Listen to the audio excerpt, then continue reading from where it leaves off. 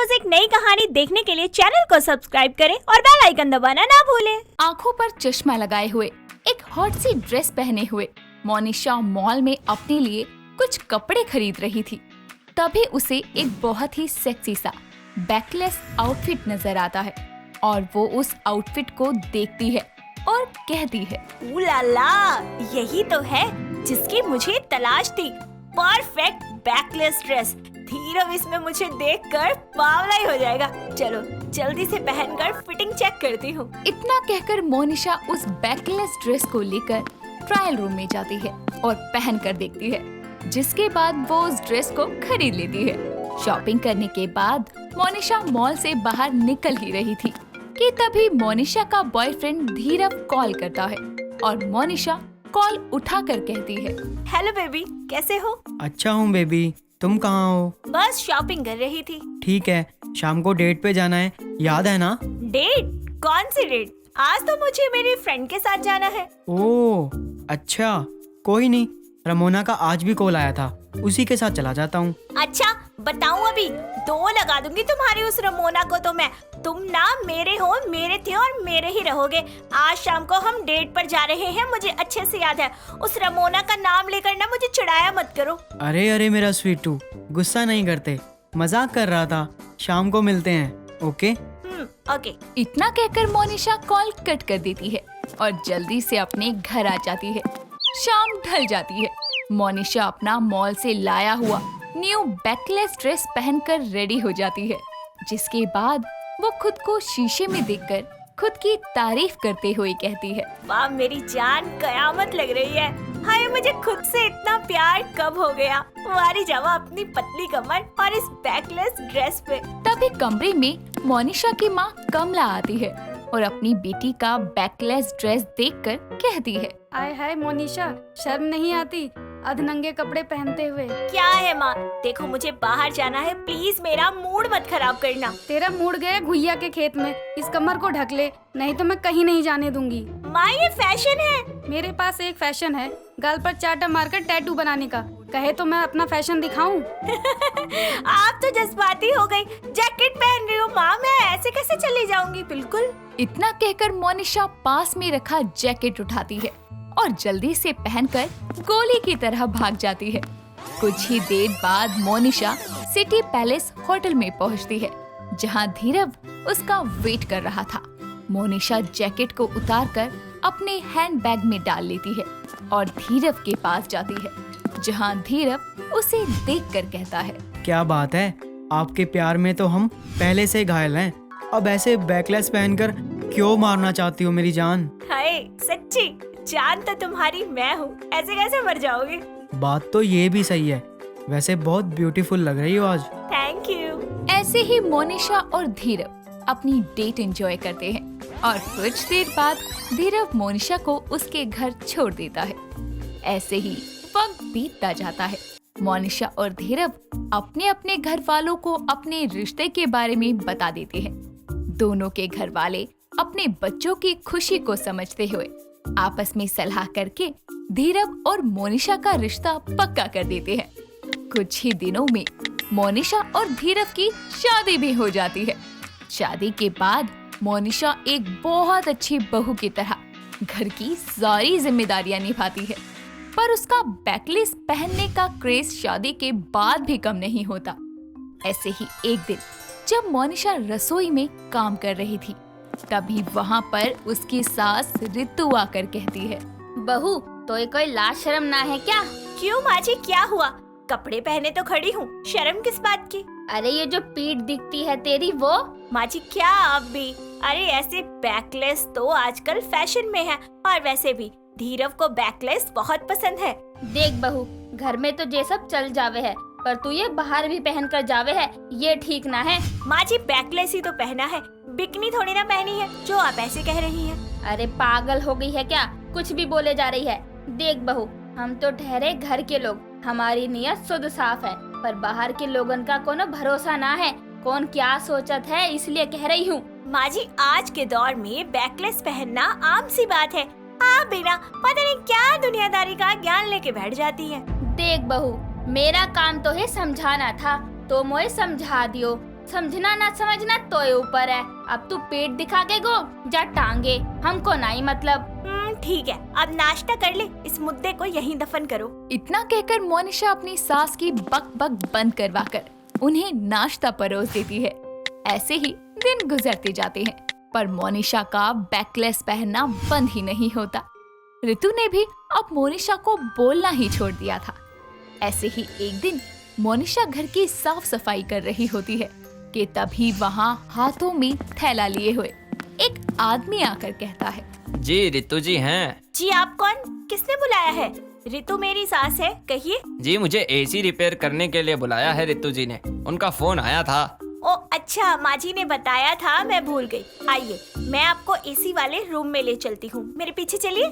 जी ठीक है। वो आदमी मोनिशा के पीछे पीछे चलने लगता है और मोनिशा की चढ़ती जवानी और उसका बैकलेस ब्लाउज देखकर उस आदमी का मन बहकने लगता है। दोनों एसी वाले कमरे में पहुंच जाते हैं। तभी मोनिशा कहती है, जी ये है एसी, आप इसे रिपेयर कर दीजिए, मैं अभी आती हूँ। वैसे आप कुछ लेंगे, चाय ठंडा? जी हाँ जी, पानी पिला दीजिए। उस आदमी की बात सुनकर मोनिशा उसके लिए पानी लेकर आती है और वो आदमी पानी लेने के बहाने से मोनिशा का हाथ पकड़ लेता है और बोलता है, ओह सॉरी। इट्स ओके, काम खत्म करो और जल्दी जाओ। इतना कहकर मोनिशा वहाँ से चली जाती है। कुछ ही देर में वो आदमी एसी ठीक कर देता है और पैसे लेकर वहाँ से चला जाता है। वक्त गुजरने लगता है और वो आदमी अब चुपके चुपके मोनिशा पर नजर रखने लगता है। और एक दिन जब धीरव और ऋतु बाजार गए होते हैं, तभी वो आदमी अचानक से घर में आ जाता है और सीधा मोनिशा के कमरे में घुस जाता है। उस आदमी को अचानक कमरे में देखकर मोनिशा कहती है, तुम तो वही हो ना एसी वाले, तुम यहाँ क्या कर रहे हो? अभी किया कहाँ है, करने आया हूँ जान। ये तेरी कातिल जवानी और तेरे ये बैकलेस जानलेवा है। कसम से जब से देखा है सोना खाना सब हराम हो गया है। होश में तो हो ना, क्या बकवास कर रहे हो? निकलो यहाँ से, नहीं तो अभी के अभी चिल्ला कर सबको बुला लूंगी। मुझे सब पता है, इस वक्त तेरे घर पर कोई नहीं है। अरे दीवाना हो गया हूँ तेरा। कितनी बिजली गिरती है मेरे दिल पर तुम्हारी बैकलेस कमर देखकर। मैं तो क्या, कोई भी बहक जाए, आज तो तुझे अपना बनाकर ही दम लूंगा। इतना कहकर वो आदमी जबरन मोनिशा के करीब जाने की कोशिश करता है, पर तभी वहाँ पर धीरव और ऋतु आ जाते हैं और धीरव जमकर उस आदमी की धुलाई करता है और उसे पुलिस के हवाले कर देता है। जिसके बाद मोनिशा सभी को सारा सच बताकर कहती है, माँ जी आप सही कहती थी, बाहर वाले लोगों की नीयत का कोई भरोसा नहीं है, कब किसका ईमान डोल जाए कुछ नहीं कह सकते। आज के बाद मैं बैकलेस कभी नहीं पहनूंगी, और अगर घर में पहनूंगी भी तो अनजान आदमियों के सामने उसे कवर कर लिया करूंगी। तो एक खुद ही समझ आ गया, ये तो अच्छी बात है, मोए शिकायत ना है तो से। तुम ठीक हो? कुछ गलत नहीं हुआ? इसी बात का सबसे ज्यादा शुक्र है, जो हुआ भूल जाओ। इस हादसे के बाद से मोनिशा को एक सबक भी मिल जाता है और उसका बैकलेस पहनना भी छूट जाता है। कोमल अपनी दोस्त के साथ नेल एक्सटेंशन करवाने के लिए मॉल जाती है और वहाँ के famous hair and nail point से ग्लिटर नेल एक्सटेंशन पूरे 5000 में करवा के घर आती है और घर आकर वो अपने हाथों की फोटो क्लिक करके उसे इंस्टाग्राम पर अपलोड कर रही होती है। जिसके बाद वो अपने हाथों से पोज बना बनाकर सेल्फियां लेती है। तभी वहाँ उसकी माँ गीता आती है और उसे बोलती है, ओ अकल की दुश्मन, ये क्या कर रही है? कुछ नहीं माँ, बस नेल एक्सटेंशन करवा कर आई हूँ, तो उसी के साथ फोटो ले रही हूँ। तू फिर से ये क्या करवा के आ गई? बता मुझे कि आज कितने पैसे फूक कर आई है? माँ ज्यादा नहीं, बस 5000। गीता इतना बोलकर वहाँ से चली जाती है। जिसके बाद कोमल अपने नेल्स को देखते हुए बोलती है, माँ को क्या पता कि नेल एक्सटेंशन करवा कर कितने खूबसूरत लगते हैं हमारे हाथ, जैसे मुर्दे में जान आ गई हो। बिल्कुल वैसे ही लग रहे हैं मेरे हाथ। कोमल आए दिन यूं ही अपनी माँ से गालियाँ खाती रहती, पर उसके नेल एक्सटेंशन का क्रेज तब भी कम होने का नाम ही नहीं लेता। ऐसे ही एक दिन कोमल बिग बाजार में घर का सामान खरीदने जाती है। तभी कोमल का हैंड पर्स उसके हाथ से गिर जाता है और वो जैसे ही उसे उठाने के लिए अपना हाथ जमीन पर रखती है, तभी पास खड़ा कार्तिक नाम का लड़का गलती से कोमल के हाथ पर पैर रख देता है, जिस वजह से कोमल का नेल टूट जाता है और कोमल जोर से चिल्लाती है। हाय मर गई, मेरा हाथ, हाय। ओह शिट, ये क्या हो गया? सॉरी, मैंने देखा नहीं। यार, हाथी जितना वजन लेकर मेरे पैर के ऊपर चढ़ गए, मेरा नेल एक्सटेंशन खराब कर दिया सारा, मेरा नेल भी टूट गया। पता है कितने मन से करवाया था, माँ दोबारा करवाने भी नहीं देगी। आप प्लीज शांत हो जाओ। आई एम सॉरी, बताइए मैं आपके लिए क्या कर सकता हूँ जिससे आप मुझे माफ कर दें। माफी चाहिए तो मुझे नया नेल एक्सटेंशन करवा कर दो। जी ठीक है, चलिए। इतना कहकर कोमल कार्तिक को साथ लेकर उसी नेल और हेयर पॉइंट पर जाती है, जहां से उसने पहले नेल एक्सटेंशन करवाया था, और फिर से वो अपने नेल पर एक्सटेंशन करवाती है, वो भी मैट फिनिशिंग के साथ। नेल एक्सटेंशन कराने के दौरान कोमल और कार्तिक में काफी बातें होती है, और बातों ही बातों में दोनों में अच्छी दोस्ती भी हो जाती है, जिसके बाद दोनों अपना नंबर एक्सचेंज करते हैं। और नेल एक्सटेंशन पूरा होने के बाद कार्तिक कोमल के हाथों को देखकर बोलता है, वाह कोमल, तुम्हारे हाथ तो सच में बहुत खूबसूरत लग रहे हैं। Thank you Kartik. चलो मैं तुम्हें घर छोड़ देता हूँ, वैसे भी काफी टाइम हो गया है, थक गई होंगी तुम। जिसके बाद कार्तिक कोमल को अपनी बाइक पर बैठाकर उसके घर तक छोड़ देता है। ऐसे ही दिन बीतते जाते हैं और कोमल और कार्तिक के बीच नजदीकियों का सिलसिला बढ़ने लगता है। धीरे धीरे दोनों एक दूसरे से प्यार करने लगते हैं, और एक शाम कार्तिक कोमल को एक बहुत अच्छे कैंडल लाइट डिनर पर ले जाता है और बोलता है, कोमल, मैं तुमसे बहुत प्यार करता हूँ, क्या तुम हमेशा मेरी लाइफ पार्टनर बनकर रहना चाहोगी, मेरी नेल एक्सटेंशन क्वीन? हाँ, मैं भी तुमसे बहुत प्यार करती हूँ और मैं लाइफ टाइम तुम्हारे साथ रहना चाहती हूँ। इतना कहकर दोनों एक दूसरे के गले लगते हैं, जिसके बाद टूटे हुए नेल से शुरू हुआ ये सफर शादी के मंडप तक जाता है, और घर वालों की रजामंदी से कोमल और कार्तिक दोनों शादी कर लेते हैं। शादी के बाद कोमल एक अच्छी बहू की तरह घर का सारा काम किया करती, और घर के कामों में वो इतना उलझ जाती है कि उसे नेल एक्सटेंशन तो क्या, नेल पेंट तक लगाने का टाइम नहीं मिलता। ऐसे ही एक दिन कोमल की सास विनीता उसे बोलती है, बहू, अरे बहू, जरा यहाँ। जी माँ जी, कहिए क्या हुआ? अरे बहू, मेरे हाथ पैरों के नेल्स पर नेल पेंट लगा दे, मुझसे टेढ़ा मेढ़ा हो जाता है। जी माँ जी, कौन सा रंग लगाना है? लाल रंग का लगा दे, वही अच्छा लगता है मुझ पर। ऊपर मेरे कमरे में रखा है, ले आ और लगा दे। जी माँ जी, ठीक है। कोमल जल्दी से विनीता के कमरे में जाती है और रेड कलर का नेल पेंट लेकर आती है, जिसके बाद वो अपनी सास के हाथ पैरों पर नेल पेंट लगाती है, और उसके बाद विनीता बोलती है, थैंक यू बहू। अरे कोई बात नहीं माँ जी। बहू अपने हाथ दिखा। ये लीजिए माँ जी। अरे बहू, तेरे हाथ तो काम कर करके बहुत ज्यादा खराब हो गए हैं। अरे कोई बात नहीं, काम भी तो करना है ना। पर तेरे नाखून तो बहुत चमकदार हैं। वो माँ जी, मुझे नेल एक्सटेंशन करवाने का बहुत शौक था, मैं हमेशा से ही करवाती थी, पर अब तो मेरे पास हाथों पर क्रीम लगाने तक का टाइम नहीं है, नेल एक्सटेंशन कहाँ से करवाऊंगी। कोई नहीं बहू, चल मेरे साथ, हम आज ही पार्लर जाएंगे और तेरा नेल एक्सटेंशन करवाएंगे। सच में माँ जी?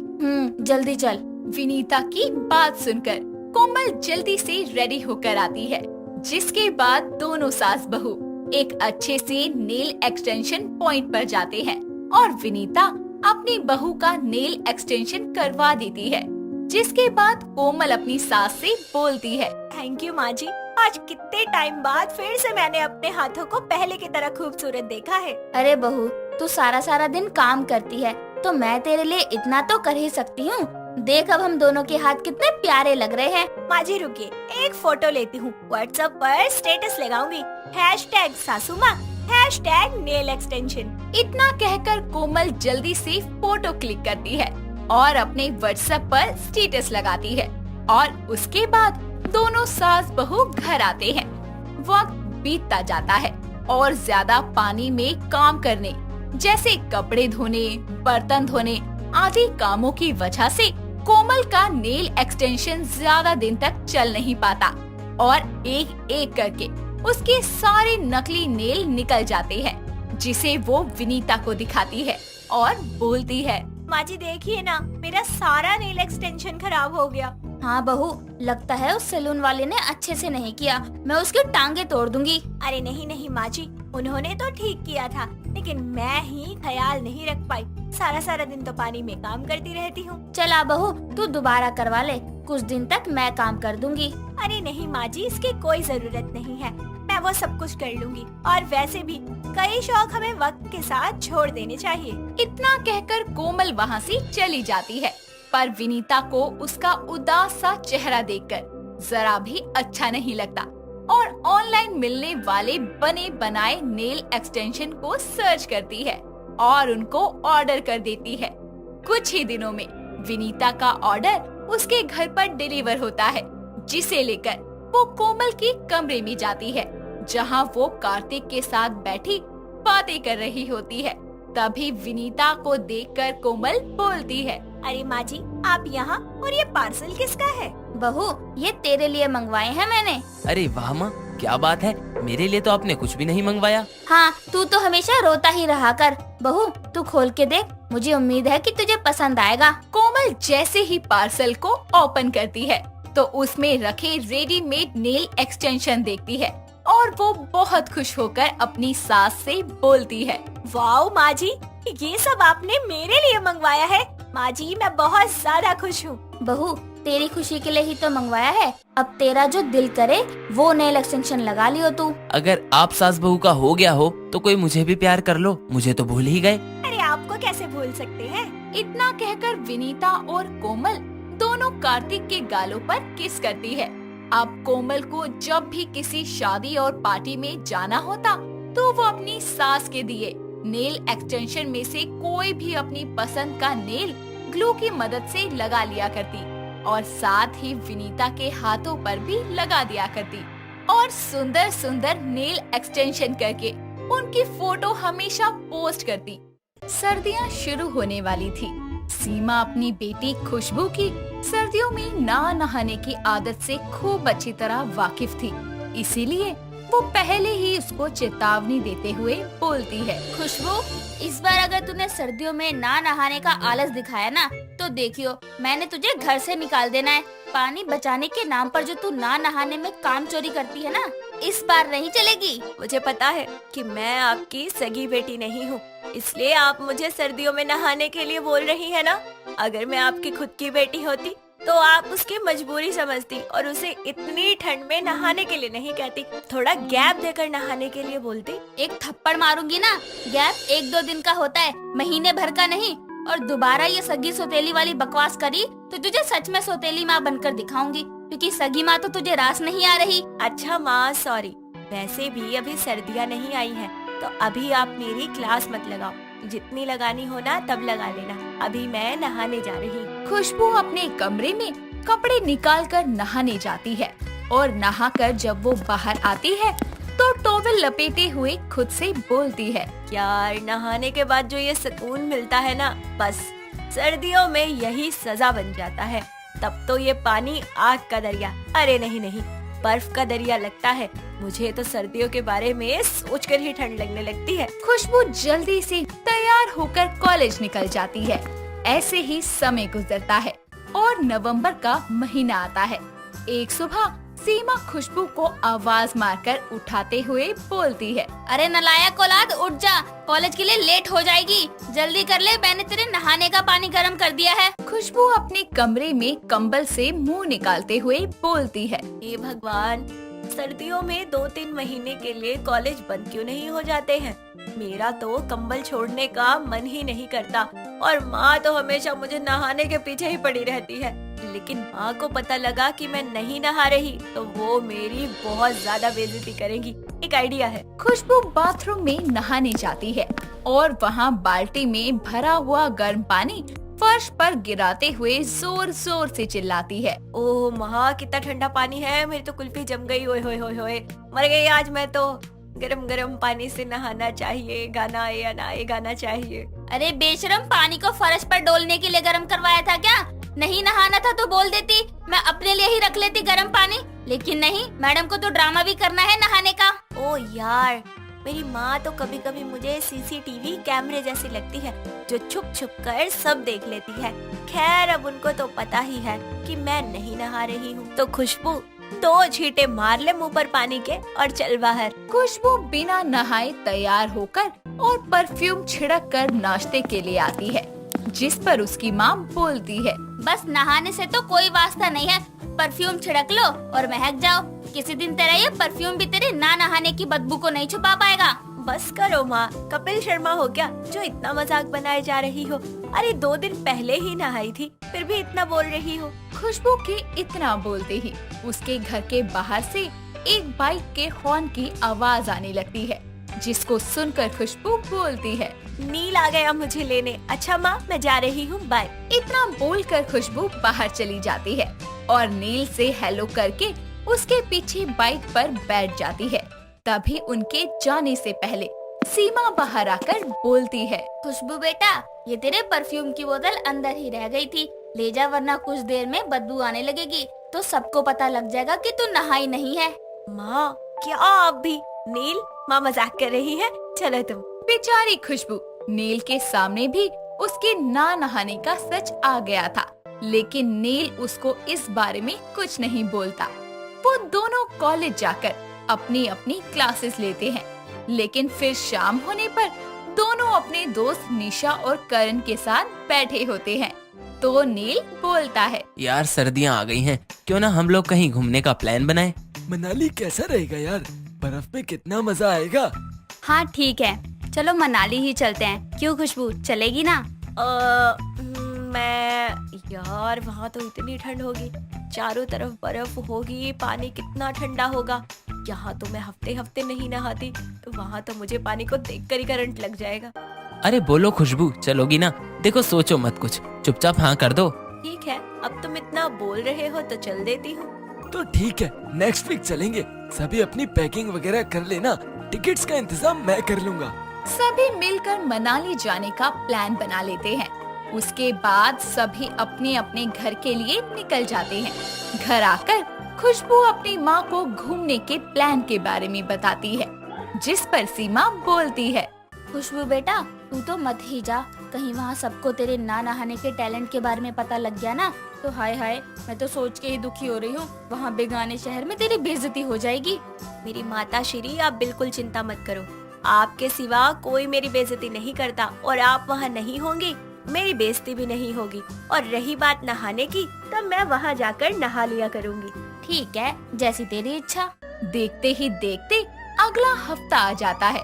खुशबू अपना सारा सामान पैक करके दरवाजे पर खड़ी नील का इंतजार कर रही होती है, और तभी उसकी माँ उससे बोलती है, बेटा परफ्यूम तो रख लिया ना, सर्दियों में वही तेरा सहारा है। बस मेरी माँ, रहम करो मेरे ऊपर। अरे नील आने वाला है, उसके सामने कुछ मत बोल देना। खुशबू की इस बात पर सीमा हंस देती है, जिसके कुछ देर बाद नील आ जाता है और खुशबू उसके साथ बाइक पर बैठकर जाने लगती है। तभी सीमा बोलती है, बेटा सुन। माँ यार प्लीज नहीं। अरे अपना ख्याल रखना, ठीक है? अब जा, बाय। पहली बार सीमा खुशबू को बिना बेइज्जती किए घर से जाने देती है। ये देखकर खुशबू खुश होती है। कुछ देर में नील और खुशबू स्टेशन पहुंचते हैं, जहां पर करण और निशा पहले से ही खड़े होते हैं। नील अपनी बाइक दोस्त के हाथ वापस घर भिजवा देता है और चारों ट्रेन से माहौली के लिए निकल जाते हैं। वहां पहुंचकर करण और नील एक रूम में रुकते हैं और खुशबू और निशा दूसरे रूम में। कुछ देर में सब फ्रेश होकर बर्फ में मस्ती करने जाते हैं, जहां वो एक दूसरे पर बर्फ के गोले फेंकते हैं, स्नोमैन बनाते हैं और ढेर सारी गेम्स खेलते हैं।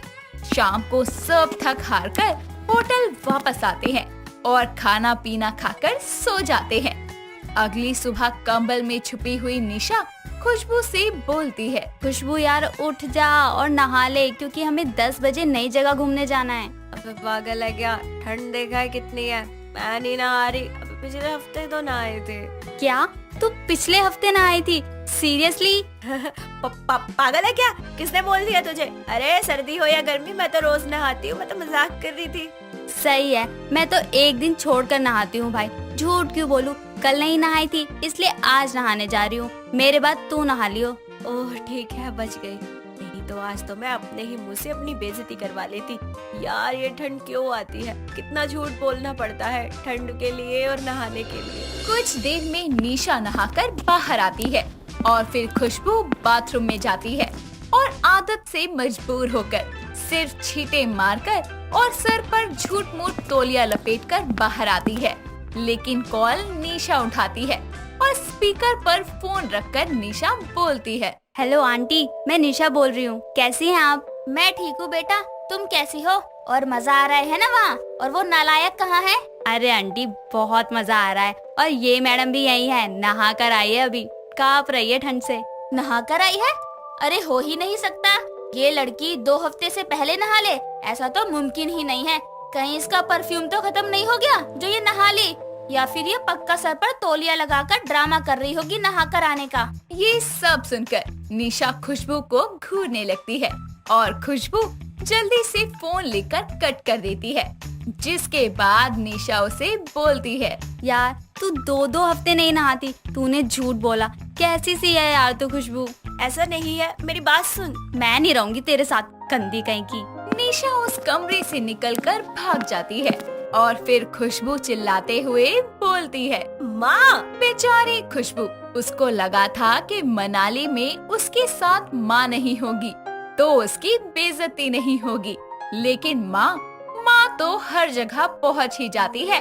भले ही इस दौरान खुशबू की बेइज्जती हुई, लेकिन इसके कारण उसने सर्दियों में भी डेली नहाना शुरू कर दिया ताकि दोबारा उसको ऐसी सिचुएशन का सामना न करना पड़ जाए। दोस्तों, अगर आपको ये कहानी पसंद आई तो इसे लाइक करें, शेयर करें और कमेंट करके बताएं कि कहानी में आपको सबसे अच्छा क्या लगा।